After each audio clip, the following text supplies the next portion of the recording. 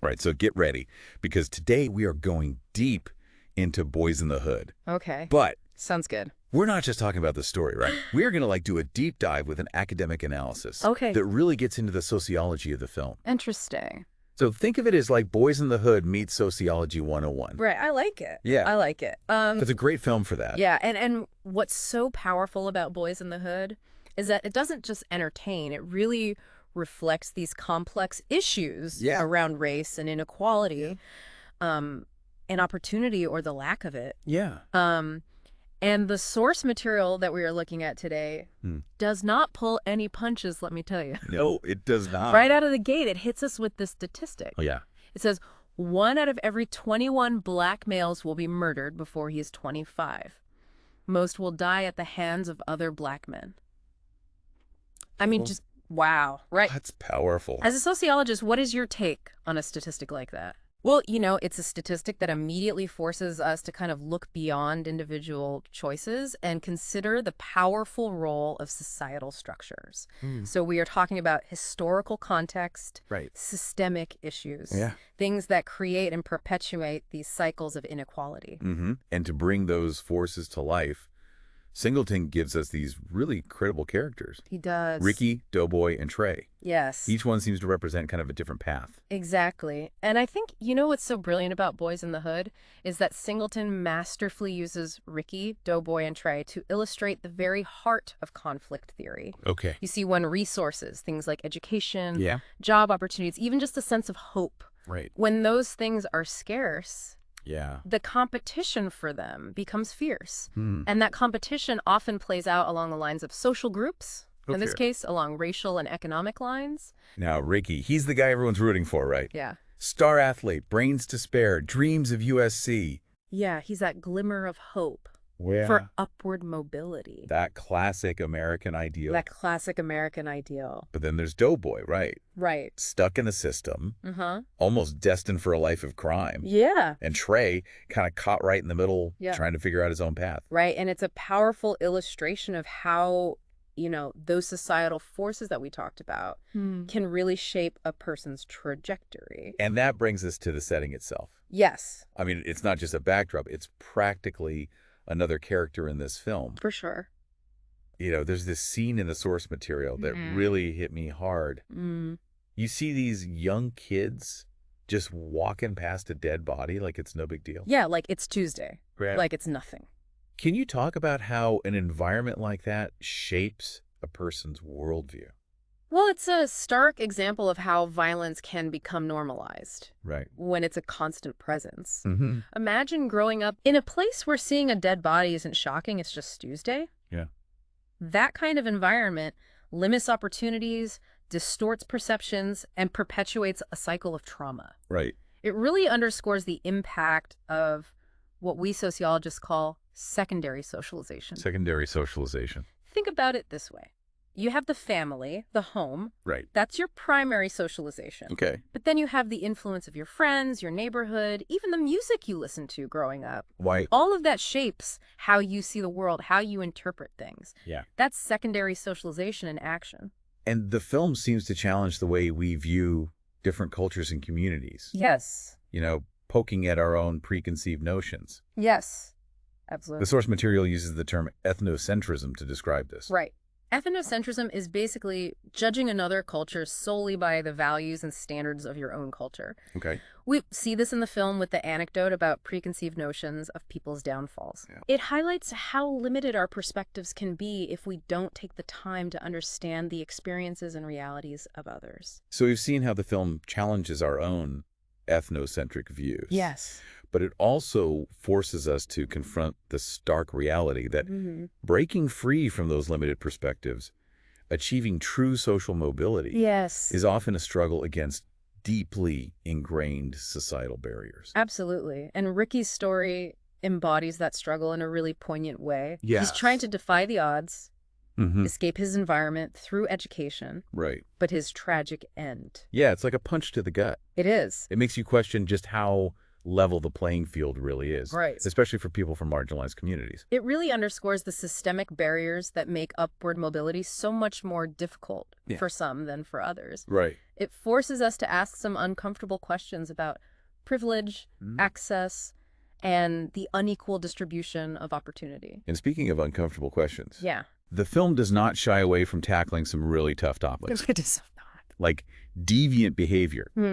The analysis specifically mentions that scene where Trey gets held at gunpoint by a black police officer. Oh, that's a crucial scene. Yeah. Because it flips the script on how we typically see deviant behavior. Sure. It forces us to ask, is it truly deviant?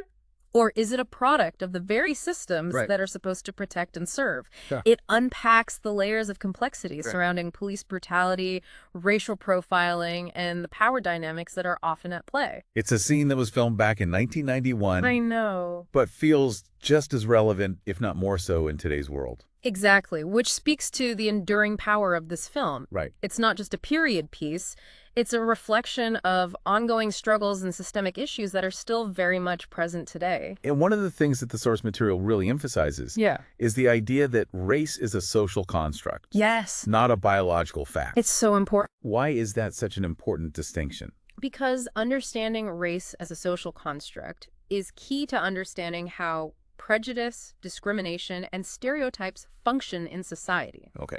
Race isn't inherent. It's a system of categorization. Right. Created and enforced by those in power. It's almost like a tool to create hierarchies. Right. To justify inequality and to maintain power structures. Precisely. Yeah. And we see that reflected in the conflicts depicted in the film. Yes. Not just the individual acts of discrimination, but the systemic institutional racism that permeates every aspect of these characters' lives. Wow, this is a heavy stuff. It is. But it's also so important to talk about. Absolutely. To understand, to really unpack. I completely agree. And that's what makes Boyz n the Hood such a powerful film.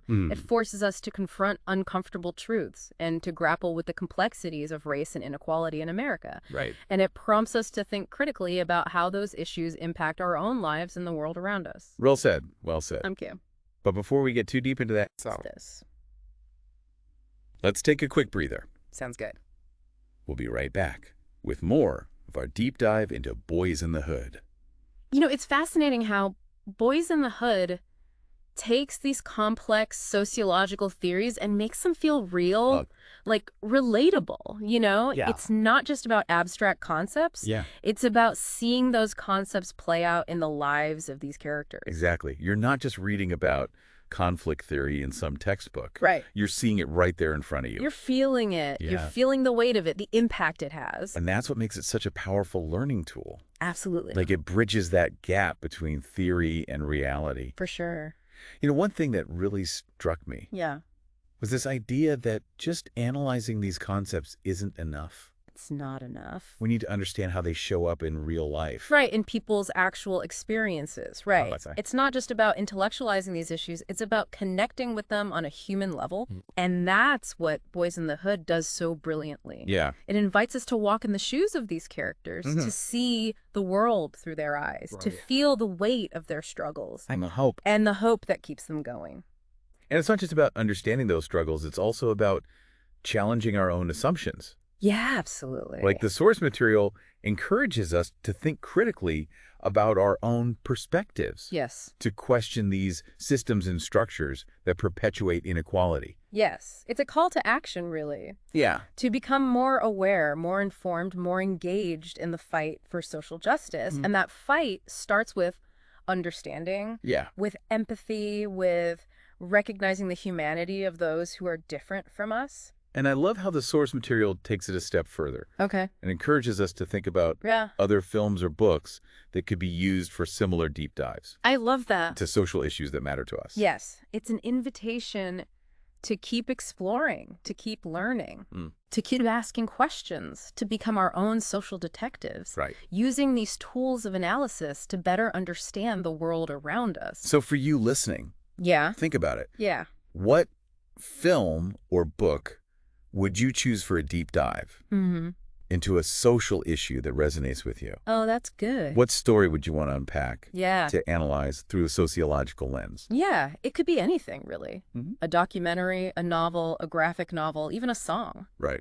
The possibilities are endless. Yeah. The important thing is to keep that critical lens active, Mm-hmm. to keep asking questions, to keep learning and growing. Speaking of learning and growing, Yeah.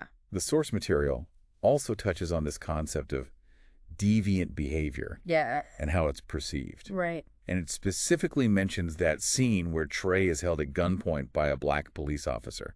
That scene is so powerful because it challenges our assumptions about what constitutes deviant behavior. Okay. It forces us to consider the context, Right. power dynamics, the systemic factors that might contribute to actions that are often labeled as deviant. It's like the film is asking, Mm-hmm.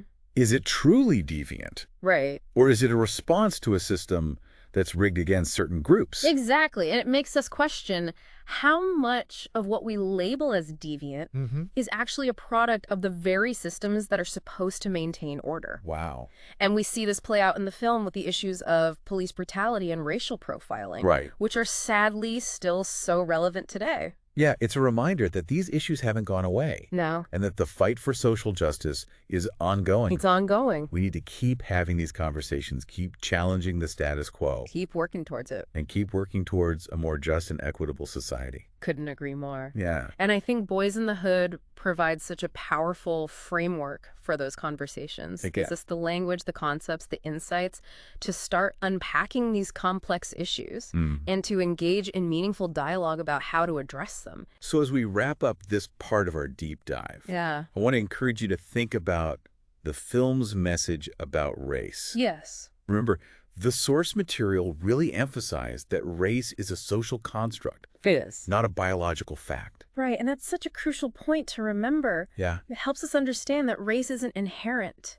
It's a system of categorization. Right. Created and enforced by those in power. Yeah, And that system has real-world consequences. it does. It shapes how we see ourselves, how we see others, Mhm. and how we interact with the world around us. So the next time you encounter these conversations about race, Yeah. remember that lens. Keep that in mind. Remember that race is a construct. It's a construct. And ask yourself, Mhm. who benefits from this construct? Who is marginalized by it? Yeah. And what can we do to challenge and dismantle these harmful systems of categorization? Such a good question. We'll be back after a quick break to continue our deep dive. Don't go anywhere. Okay, we are back. And, you know, as we've been talking, I keep thinking about how this film is so much more than just entertainment. Oh, it really is. It's a social commentary. Yeah. It's a call to action. It's a film that stays with you long after those credits have rolled. Right. And it just prompts you to think differently about the world. Exactly. And the source material that we are looking at today really drives that point home for me. It does. It really encourages us to use this film as a lens, a way of seeing and understanding the complex social forces Absolutely. that are at play in our own lives and communities. In our own backyards, you know, and it reminds us that we all have a role to play Right. in challenging those forces and working towards a more just and equitable society. You know, one of the key takeaways for me has been this idea that understanding sociological concepts like conflict theory and ethnocentrism and social mobility can help us make sense of the world around us. For sure, they help us see the connections between individual experiences and the broader social forces that are often at play. And Boyz n the Hood provides such a powerful illustration of those connections. Yeah, it makes them tangible, you know, Yeah. relatable, human. It's a masterclass in storytelling as social commentary. It really is. So as we wrap up our deep dive today, I want to leave you with this thought. Okay. Boyz n the Hood is just one story. It is. It's one snapshot of a particular time and place. Right. But the themes it explores, the issues it raises, they're universal. They are. You know, they're happening all around us in different forms in different communities. Every day. Every single day. So keep those sociological lenses on. Yeah. Keep asking questions. Keep seeking understanding. And remember, you don't need a PhD to be a deep diver. That's right. All you need is curiosity, a willingness to learn, and an open mind. Beautifully said. Thank you. Thanks for joining us on this journey into Boyz n the Hood. It's been my pleasure. Until next time, keep diving deep.